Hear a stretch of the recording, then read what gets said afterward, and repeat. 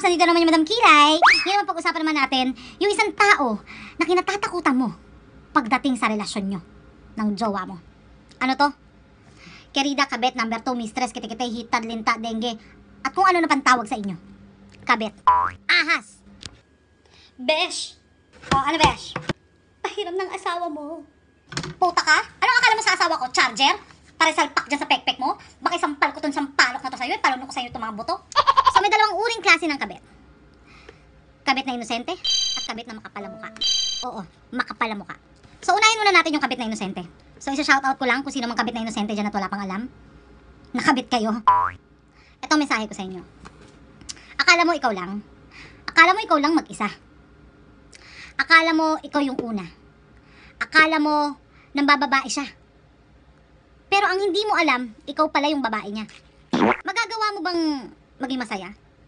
Yung mga akala mo makakapagpabago ng buhay mo, dahil akala mo legal yung relasyon nyo. Paano pag dumating yung panahon na pumili siya?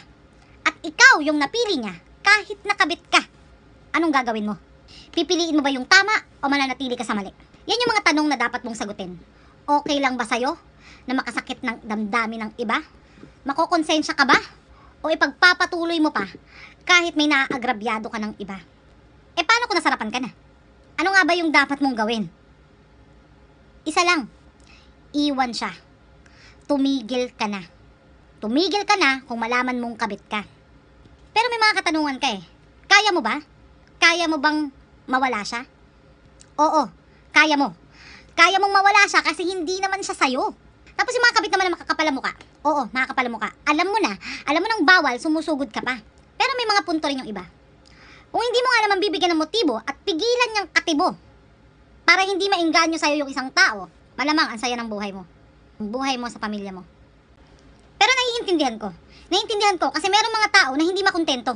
Sasabihin nila na kasi hindi na ako masaya sa una ko, hindi na ako masaya sa kanya, kaya maghahanap na lang ako ng iba. Pero hindi mo ba naisip na yung dating ginagawa mo dun sa legal mo, ginagawa mo ngayon dito sa illegal mo? Hindi mo ba naisip na pag nagsawa ka dito sa illegal mo, ganun din ang gagawin mo? Maghahanap ka ulit ng bago? Paulit-ulit lang mangyayari sa'yo.